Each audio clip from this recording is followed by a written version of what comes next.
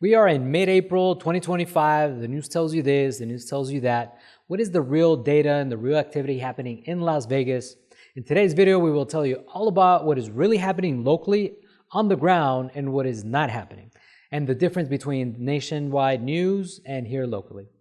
Hi, my name is Adrian Ornelas. I'm a real estate agent, real estate broker here in Las Vegas, Nevada. I've been helping people buy and sell homes for 19 years now. This market is unlike any market we have been in the previous 25 years. So today we have a very hyper-local market, and I can't emphasize this enough.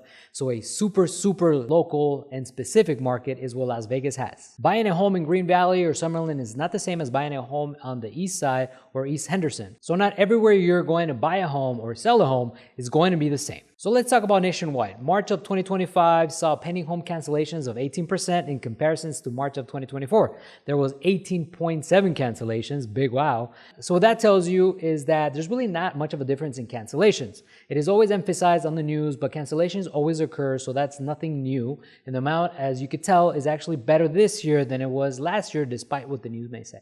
Now let's talk about recent mortgage applications that are down 13%, and this makes sense. Mortgage rates had 1 week where they looked to be close to 6%, and then boom, just like a slingshot, back to 7%. And it is very scary when this happens. Let me tell you, as a real estate agent and somebody that's always focused on what clients need and very specific, because 1 week could definitely change the outcome for a person or what the person can afford. And this is very scary, of course. So when you see peak and valleys in mortgage rate, it will translate to mortgage applications as well. So obviously, this is very noticeable. And this is very visible by the reactions from the public. You see that all of a sudden there was a lot of applications, and most people are very informed every single day of what mortgage rates are, and this is visible by their reaction of the public. On the news, you're going to see that the U.S. existing home sales are hovering near historic lows when adjusted for population levels, and this is very true and has been something that's very noticeable the past 2 to 3 years. And what is very noticeable is that we are sitting at low home sales. Now, this doesn't mean that it's low price levels, it just means that not a lot of sales are happening. Obviously, if you're a real estate agent or a mortgage company, you would want to see a lot more sales happening because it means there's a lot more activity. And typically, this is also good for the economy. So at historic levels, it always does bring the attention to how worrisome this could be. So what I tell my clients is that you shouldn't be worried about your home value today, but you could definitely be worried about your loan officer or your real estate agent because they're just not having as many sales as they probably want to. Honestly, the past 2 to 3 years have been the best years in my career, and so I can't say the same, but I do see the activity all around being much different for many people. And correlated with number of sales, most banks and even Zillow are now forecasting a possible 0% change in home values for 2025. And being that rates are high and values of homes are also high, it's not surprising because you have affordability issues by rates, and then you have affordability issues with high home values. So with those two factors creating a barrier for most people, but also a lot of people not wanting to sell their homes because they don't want to get rid of that low mortgage rate or having to go to buy another home that's going to be much more expensive or with a higher monthly payment. So it reduces a lot of inventory that could possibly be on the market. So the combination of all of these factors is what realistically keeps levels of home values afloat and strong. For example, here in Las Vegas, the median price sits at $439,000, which translates to a median payment of $2,870, which a lot of people are still getting used to, and why many people are making the decision to continue to rent. Seller concessions.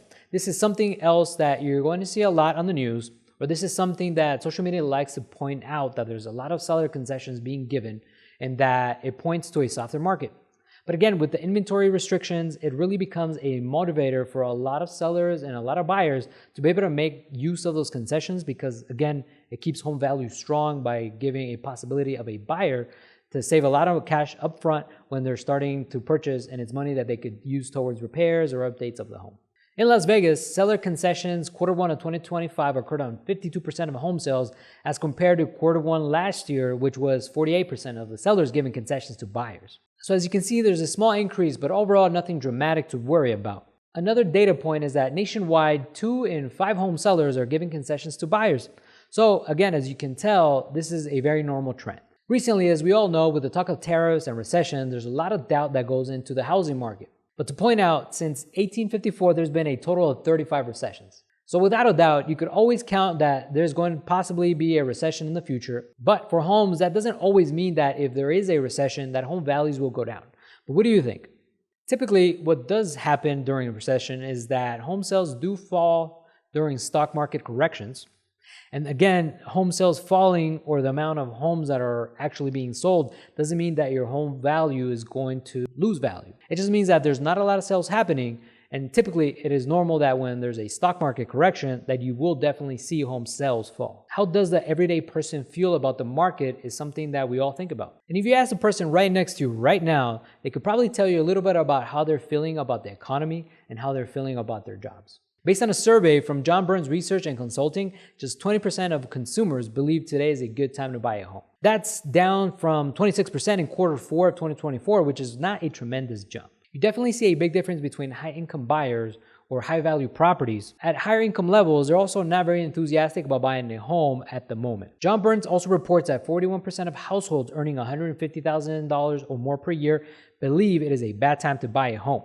But what about the other 59%? How do they feel? Do they think it's a good time to buy? This is very important because if you feel very positive about your job and you feel very secure about your job, of course, you're going to be making financial decisions that you otherwise wouldn't. So what percentage of households will state that they are very secure or somewhat secure? In quarter 1 of 2025, 62% of people stated that they felt very secure about their job, which is down from quarter 3 of 2024, which was 67% of people that said that they felt very confident about their job. Obviously, with everything happening at the government level, this could affect, but that's not a huge jump between 67% and 62% of somebody feeling positive about their job. Now, locally, let's look at Nevada.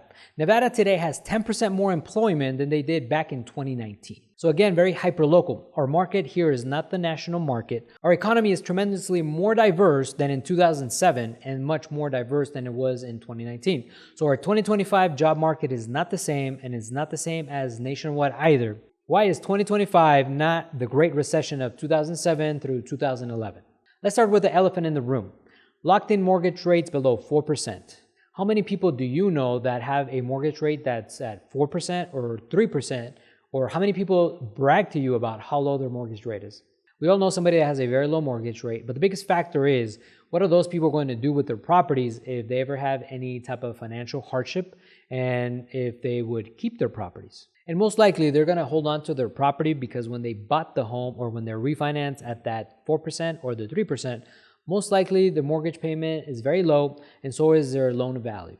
And another factor with this is that about 82% of borrowers have at least 30% of equity in their home.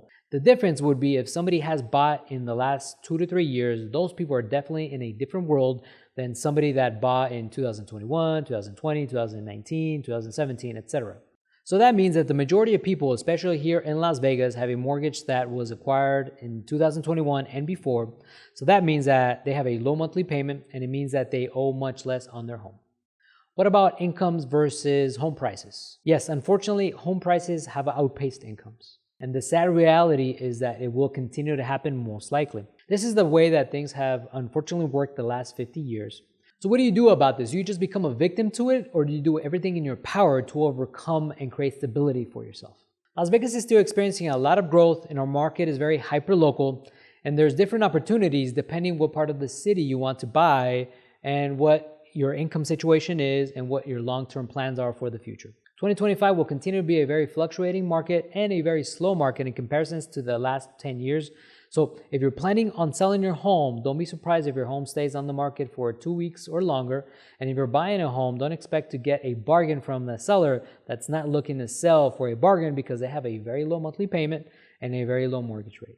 Thank you for watching. My name is Adrian Ornelas, your real estate agent here in Las Vegas. If you found this video useful, please like and subscribe, and I'll see you in the next one.